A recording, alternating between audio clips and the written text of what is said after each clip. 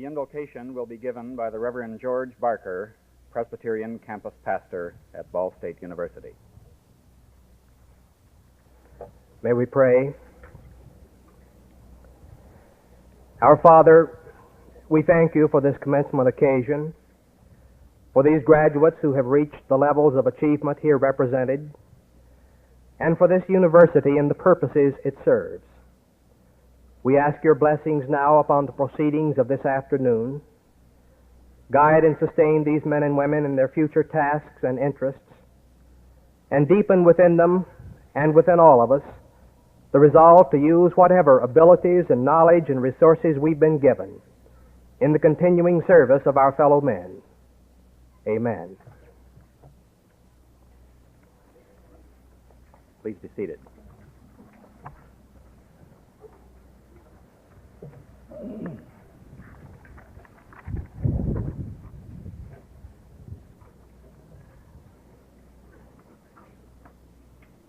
Members of the graduating class, members of the faculty, parents, relatives, and friends, it is my distinct pleasure to welcome you to this 57th commencement of Ball State University. The music today is being provided by the Symphony Band under the direction of Mr. Earl Dunn. The singing of the national anthem was led by Professor Lemuel Anderson, also of our music faculty. I again acknowledge the participation of the Reverend Mr. Barker, who gave the invocation. We are particularly pleased to have with us for this commencement 4 of the members of the Ball State University Board of Trustees.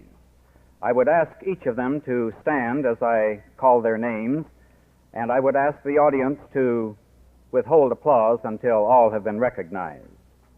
First of all, Dr. Alexander M. Bracken, President of the Board of Trustees. Miss Thelma Ballard, the Secretary of the Board of Trustees.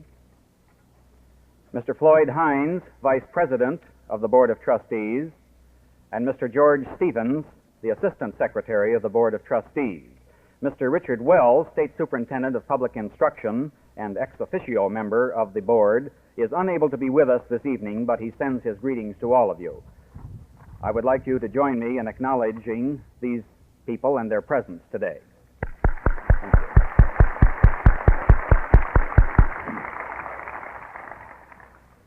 Others on the platform I should like to recognize at this time include Dr. Dean Spiker, President of the Ball State University Alumni Association. Dr. Merrill C. Byroll, Vice President for Student Affairs and Dean of Students. Dr. Oliver C. Bum, Vice President for Public Affairs and University Development. Dr. Richard W. Burkhardt, Vice President for Instructional Affairs and Dean of Faculties. Dr. Joseph C. Wagner, Vice President for Business Affairs and Treasurer. Dr. Victor B. Lawhead, Dean of Undergraduate Programs. Dr. Robert H. Kenker, Dean of the Graduate School. Lieutenant Colonel Elwood Fraser, Professor of Aerospace Studies. And of course you have met Professor Anderson and the Reverend Mr. Barker. Again, may I invite you to express our appreciation to them.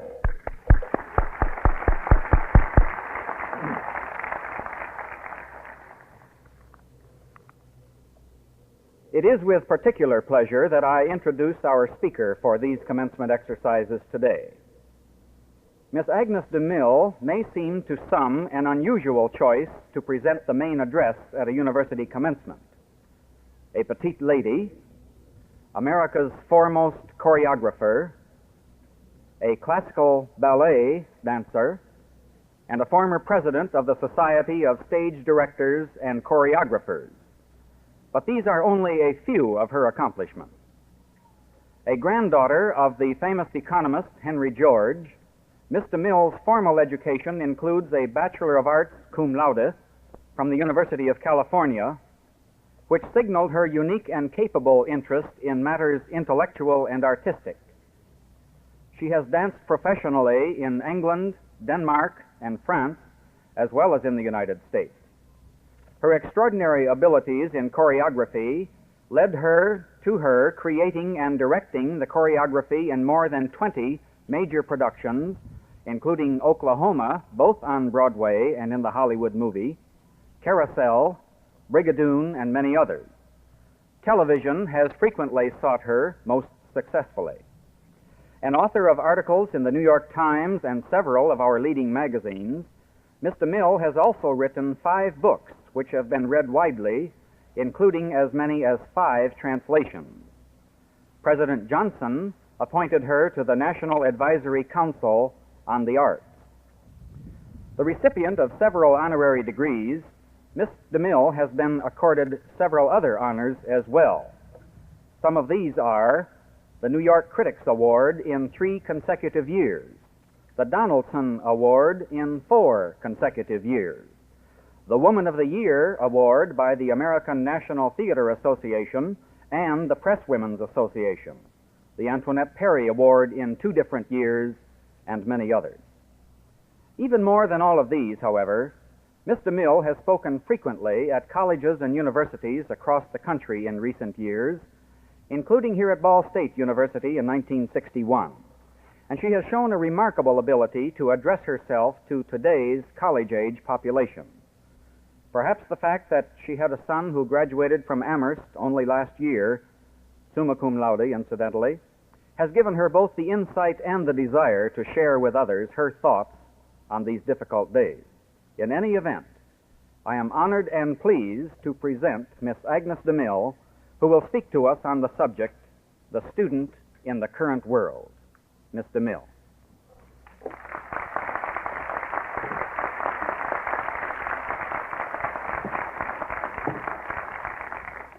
Dr. Pruis, members of the faculty, graduating students, parents, and friends.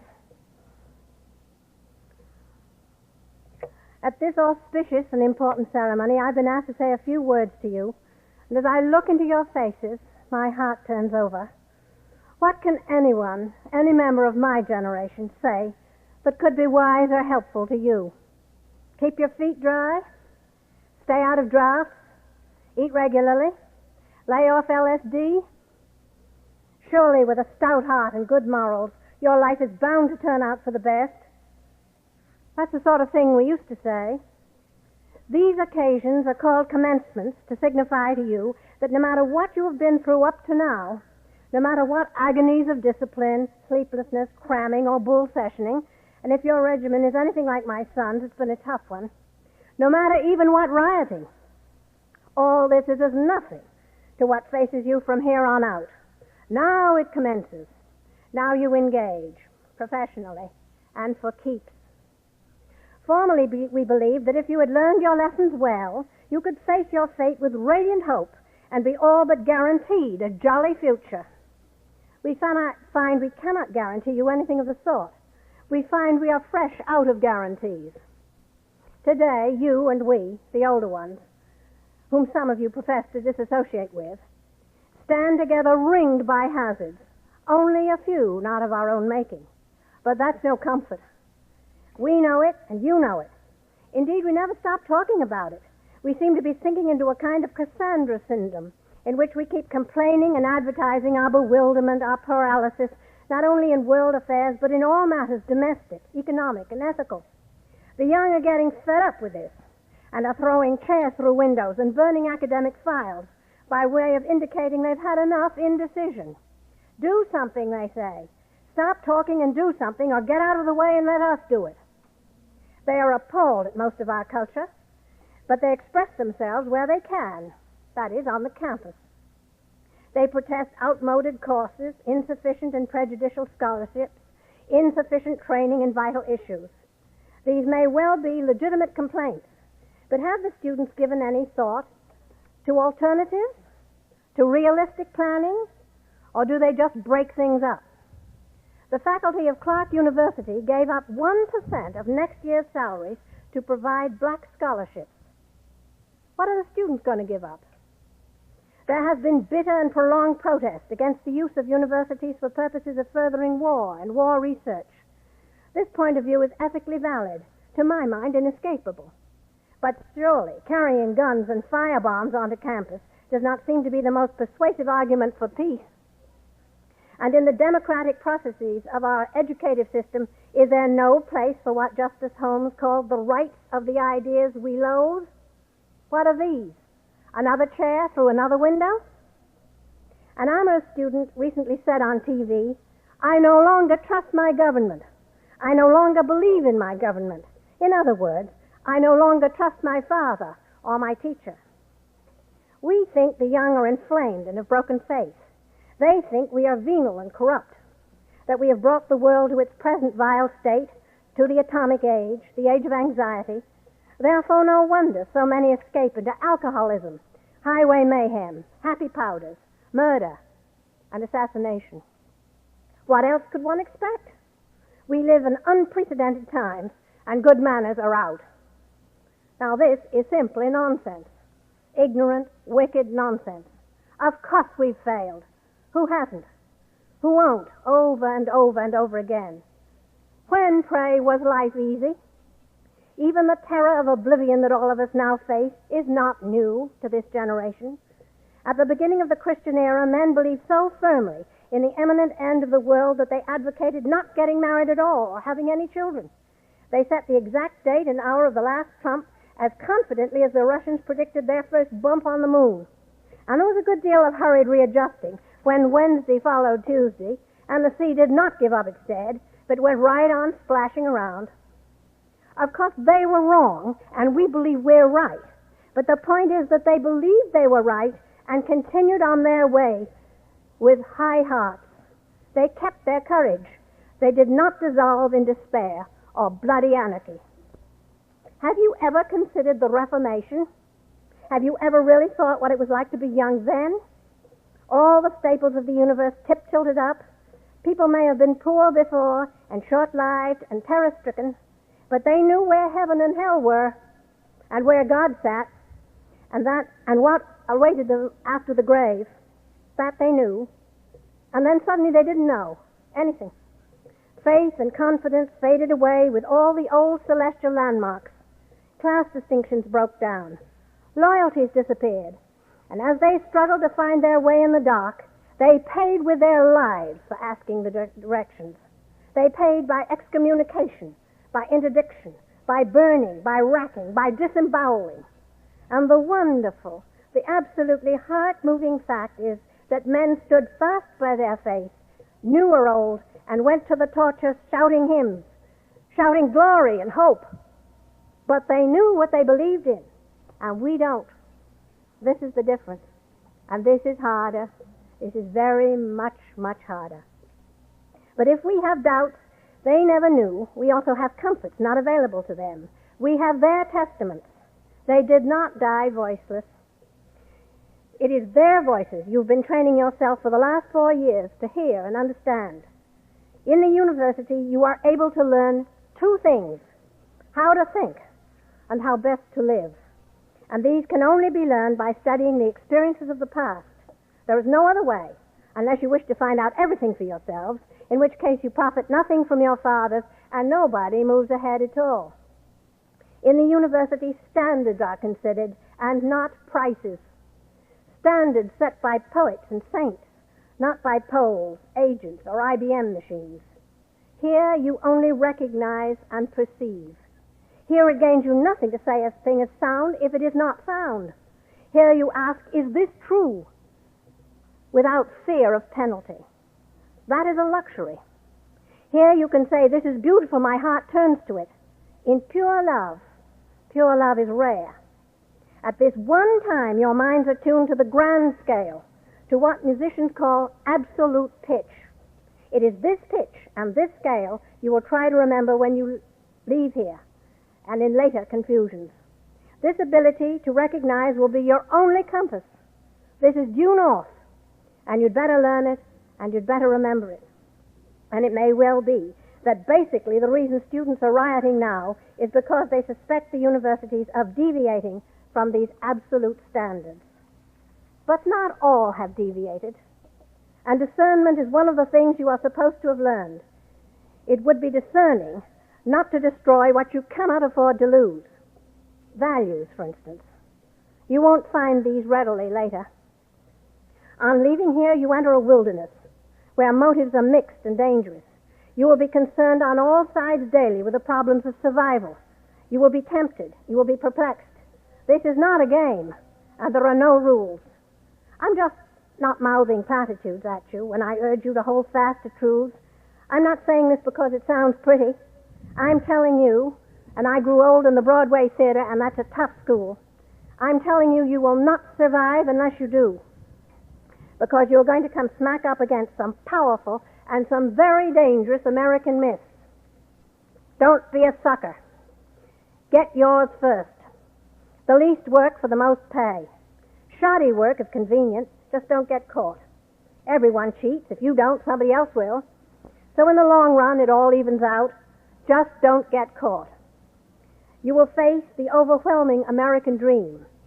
3 cars in the garage, 2 deep freezers, the quarterly Florida vacation, a wife who combines the best aspects of a full-colored pull-out playmate and Eleanor Roosevelt. Children who don't fall afoul of the police before they're 14. This was not always the American dream. Men had other things in mind when they crossed green water and endured illness, starvation, torture, loneliness, when they soaked the earth with their blood and their children's blood and with their young sweat. What they wanted and what they won, they left to you, the richest, the most powerful, the best living young men and women on the face of the earth today. To what purpose? You are now forcing yourselves, and you are forcing us, although sometimes by obstreperous means, you are forcing us to answer these questions. What is the use of freedom of conscience if we have no conscience? Freedom of speech if we've nothing to say? Freedom of action if we're too cautious to move? Freedom of religion if we're incapable of faith or compassion? Freedom from want if we lack pride in our work? Freedom from disease if we have no joy at all in living? Well, this is the age we were born to. This is our age. This is the conditioning and heritage. We have no other. We live now. It is to you, young citizens, we look for solution, an appalling burden to place on you, but it is the bequest of every generation to those that follow. It is your agony, your passion, and your privilege. It always has been, and you too will make mistakes, but perhaps not such ugly ones, because you are thinking and caring more. You are caring deeply. You have the vote, or will have it directly. Whom will you support? Whom can you trust? One of yourselves? You must have misgivings. But remember, you were not the first young men to grapple with overwhelming tasks. Think of the men who wrote our Constitution. They didn't know they were founding fathers. They were just bewildered young men. They felt inadequate and ill-prepared and frightened and angry, very, very angry. Young men, for the most part, not much older than you. How were they qualified? They were educated like you. Like you, they were free. They were, however, more experienced in government, having faced life younger as heads of families and administrators of farms, townships, or granges. They were in jeopardy, and they knew it. They called on the best they had, the very best, and discarded personal ambition and greed in the interest of clarity and justice. There was no blueprint for what they did, as there is none now. There were no rules, as there are today no rules. They fumbled along. They deliberated together, soberly and fairly. They did the best they could, but it was the best before their God and their conscience. It was never just an act of rage. And it turned out to be better than any man could have hoped. Remember how the Declaration of Independence ends, that remarkable document by a 32-year-old, to which we pledge our lives. That's easy. Lives are pledged wantonly today. Our fortunes, that's harder. That's more risky. Personal fortunes and property are not placed in gauge so easily now. And then the last, and it was named last because it was the most important, and you know what it is, but think what it means. Our lives, our fortunes, and our sacred honor.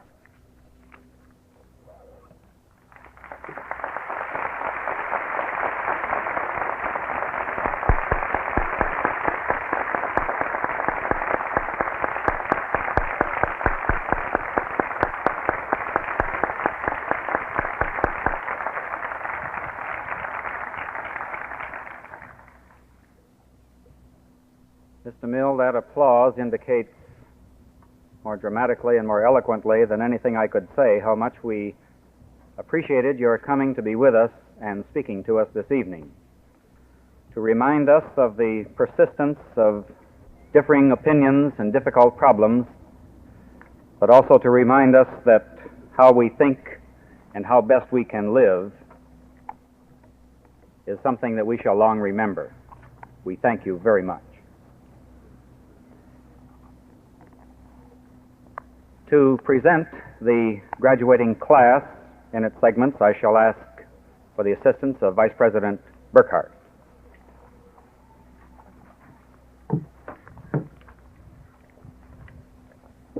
The Dean of Undergraduate Programs, Dr. Victor B. Lawhead, will present the candidates for associate and baccalaureate degrees. Will the candidates for the Associate in Arts degree please rise?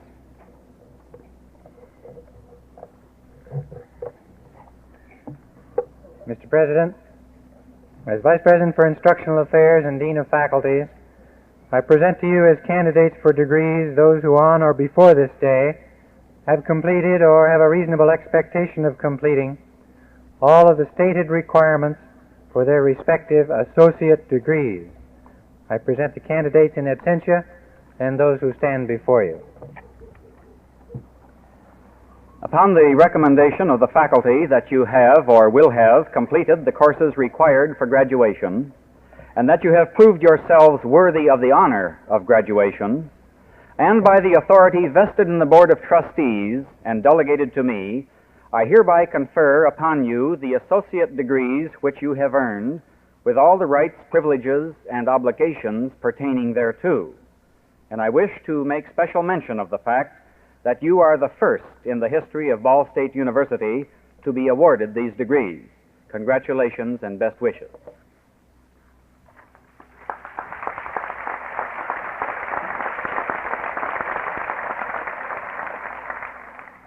Will the graduates be seated? Those candidates who have completed the University Honors Program and those candidates who are on the Dean's List by virtue of achieving a point ratio of 3.6 or above are wearing the red and white honors cords. Will you please stand and be recognized?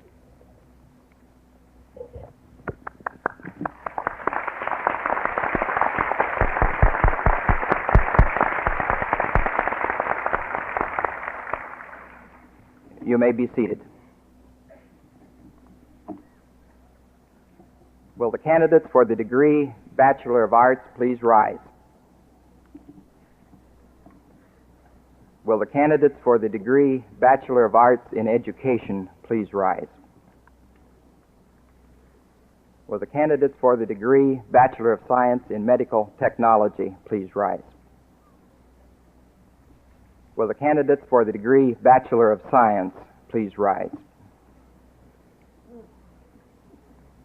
Will the candidates for the degree Bachelor of Science in Education please rise? Mr. President, as Vice President of Instructional Affairs and Dean of Faculties, I present to you as candidates for degrees those who, on or before this day, have completed or have a reasonable expectation of completing all of the stated requirements of their baccalaureate degrees. I present the candidates in absentia and those who stand before you. Upon the recommendation of the faculty of the university that you have or will have completed the courses required for graduation, and that you have proved yourselves worthy of the honor of graduation, and by the authority vested in the Board of Trustees and delegated to me, I admit you to the company of educated men and women and confer on you the degrees for which you are competent, with all the rights, privileges, and obligations pertaining thereto, of which the diplomas issued by the university this day shall forever be the testimony. Will the graduates be seated?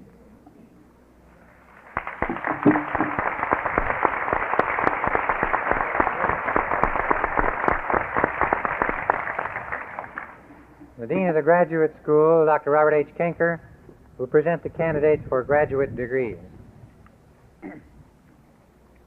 In the interest of expediency, the master's candidates are already hooded. Will the candidates for the degree Master of Science please rise? Will the candidates for the degree Master of Business Administration please rise? Will the candidates for the degree Master of Library Science please rise? Candidates for the degree Master of Music please rise? Will the candidates for the degree Master of Arts please rise? Will the candidates for the degree Master of Arts in Education please rise?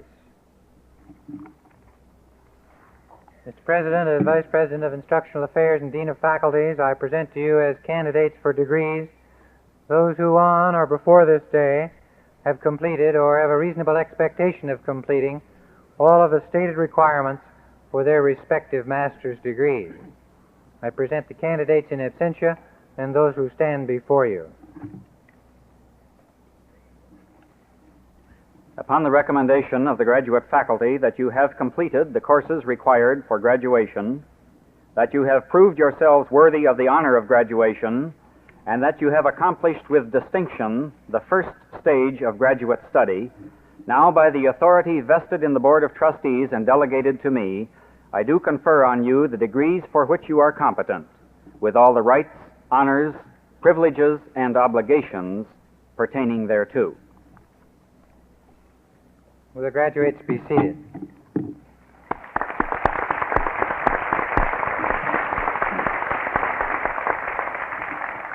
Will the candidates for the degree Specialist in Education please rise?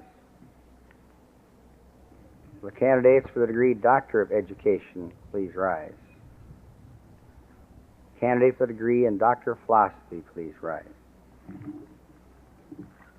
Mr. President, as Vice President of Instructional Affairs and Dean of Faculties, I present to you as candidates for degrees those who on or before this day have completed all of the stated requirements for their respective advanced degrees.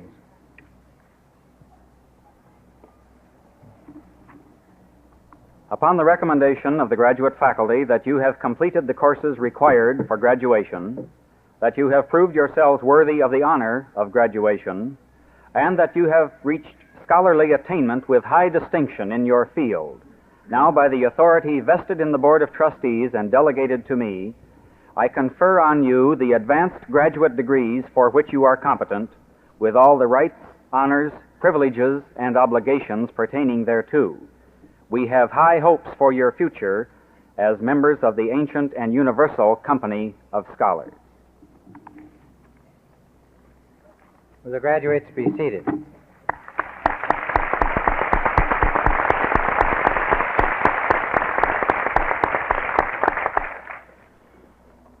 Graduates with advanced degrees will proceed to the platform to cross as their names are called and be invested with the symbols of their degrees. 5 candidates have qualified for the degree Specialist in Education. Would you come forward?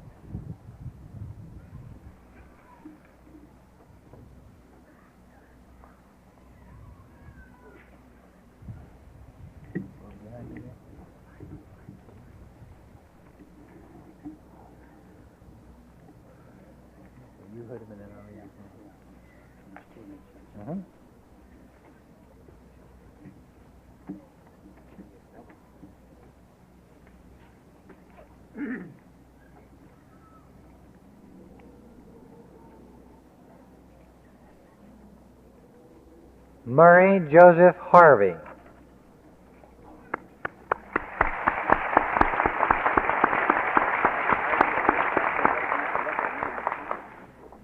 In absentia, Gerald Anthony Klein. Also in absentia, Herman Anthony Litzinger.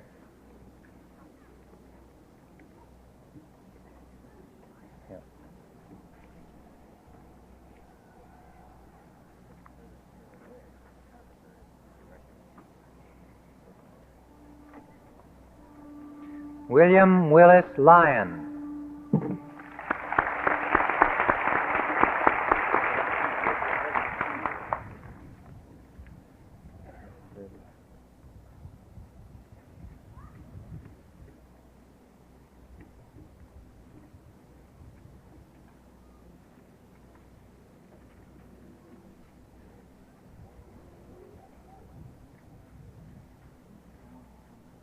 Helen Loretta Zerby.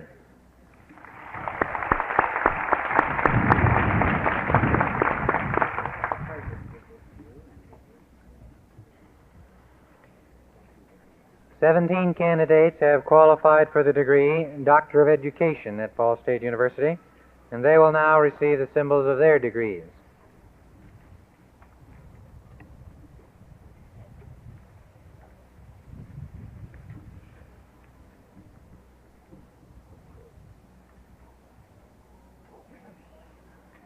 Dr. Arnold Herbert Burren, Assistant Professor of Education, Colorado State College, Greeley, Colorado.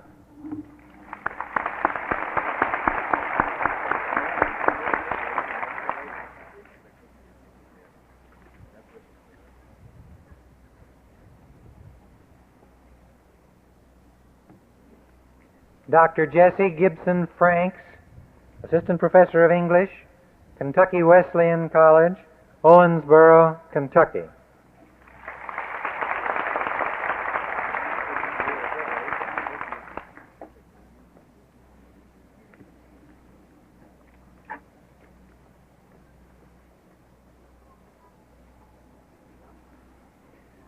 Dr. Charles David Gilbert, Assistant Professor of Education, Iowa State University, Ames, Iowa.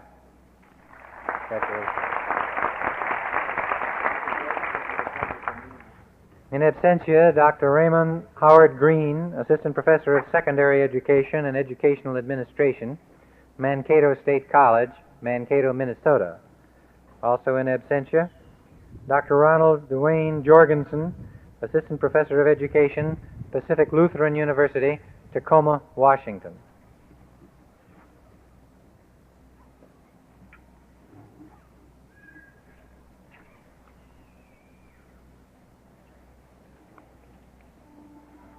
Dr. Daniel Anthony Kyleman, Elementary Principal, Duneland School Corporation, Chesterton, Indiana.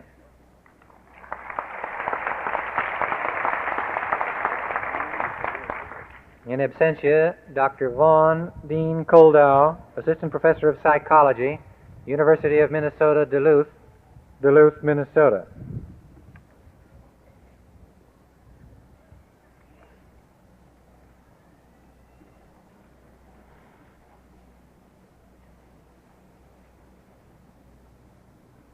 Dr. Rodney Charles Lettner, Assistant Professor of Psychology, Chico State College, Chico, California. Congratulations.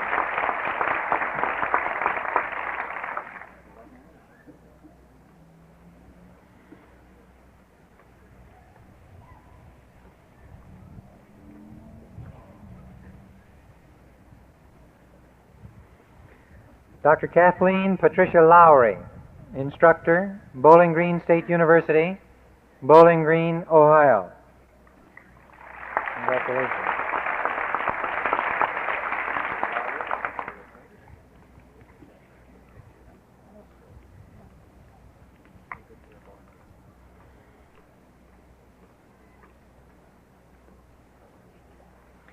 Dr. Michael Lyndon Minnick, Institutional Psychologist, Indiana State Reformatory, Pendleton, Indiana.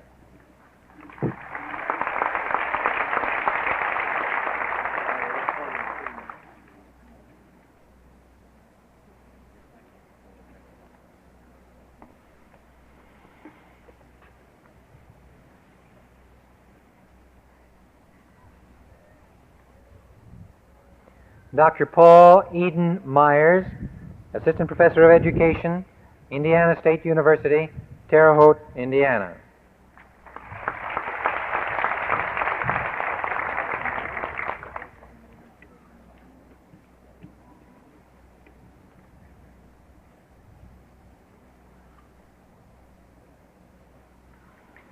Dr. Marvin Virgil Odom, Associate Professor of Education, Director of Secondary Education, Hanover College, Hanover, Indiana.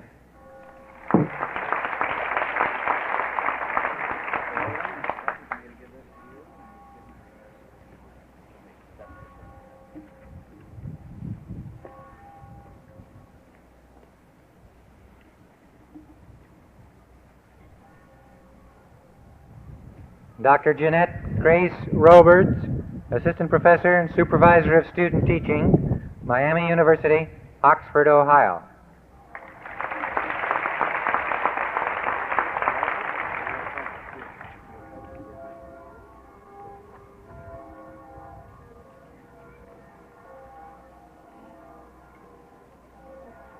Dr. Laha Jojaba Sagbandi, Assistant Professor of Education, Huntington College, Huntington, Indiana.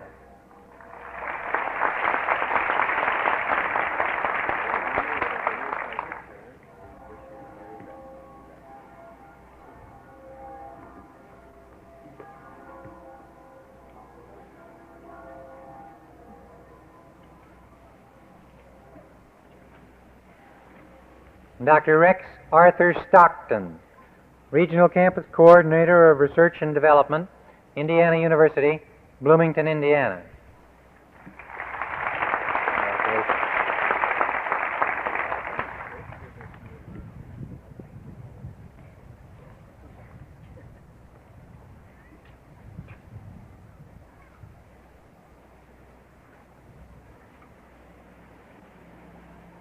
Dr. Darrell Roderick Yost, Assistant Superintendent, Northern Wells Community Schools, Ossian, Indiana.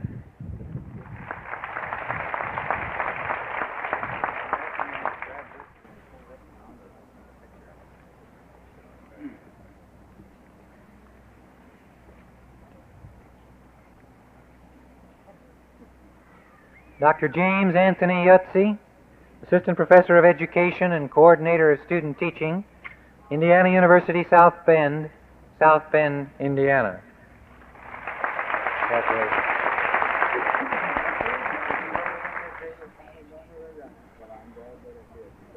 One candidate has qualified for the Doctor of Philosophy degree of Ball State University.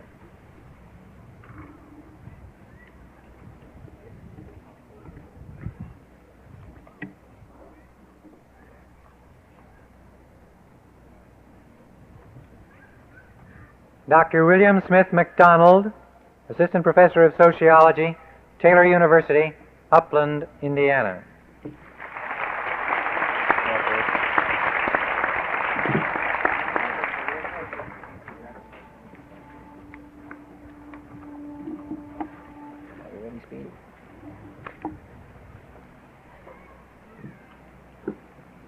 On the recommendation of Lieutenant Colonel Elwood Fraser of the United States Air Force and Professor of Aerospace Studies, 8 cadets who have completed the prescribed courses of the university have been awarded commissions in the United States Air Force.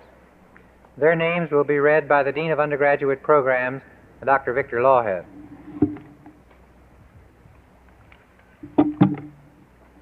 Stephen D. Alexander,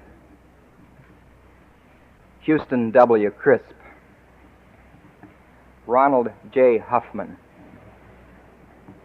David E. Mulligan,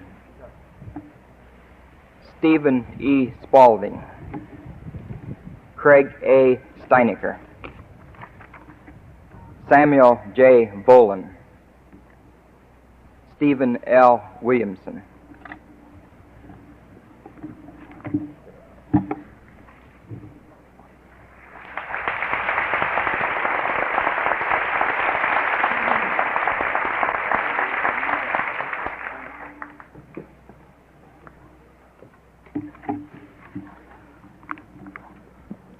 To you, the spring 1969 graduates of Ball State University, I would say only this.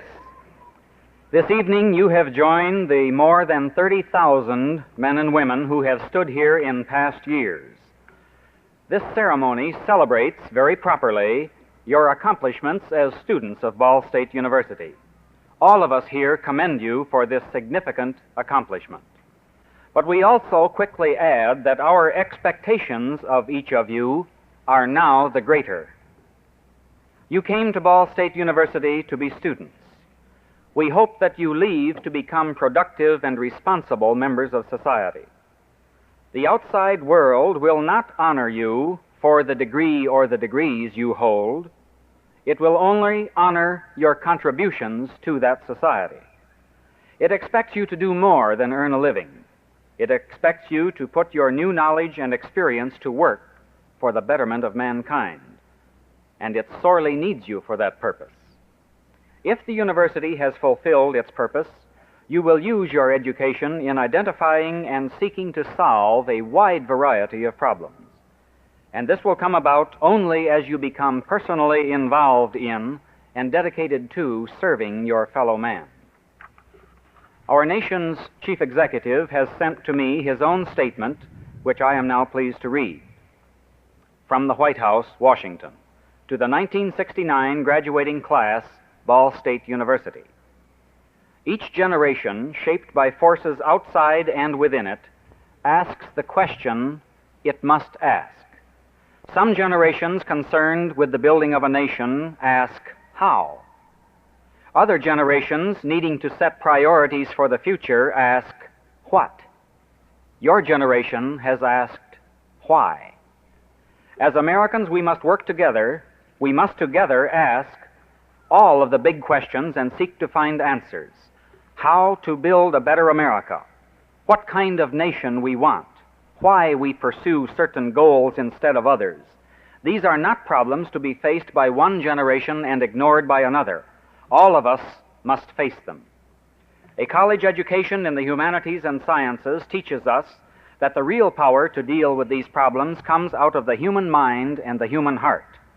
All power must be disciplined by trained intelligence and tempered by compassion. Each of you is a center of power. Your professional or social or religious or political activity will determine the shape of the future of your nation and of the world. The question asked by your generation, why, is one that must be answered not only by the quality of your rhetoric, but by the quality of your lives. It was in your college years that we were first made aware of those people talking without speaking, people hearing without listening. What you have brought and will continue to bring to American life is not the sound of silence, but the sound of a generation which will work to ensure that, in the words of William Faulkner, man will not merely endure, he will prevail. Signed, Richard Nixon. There are hundreds, even thousands of examples of commitment of this kind in our audience today. I am sure that there are husbands, wives, and children. There certainly are parents, perhaps brothers and sisters, and other relatives and friends who have sacrificed some of their own time and their own resources so that you might be in cap and gown today. At this time, I would like to ask these members of your family and your friends to rise so that you graduates might thank them for their efforts on your behalf with your applause. Would the parents and husbands and wives please stand?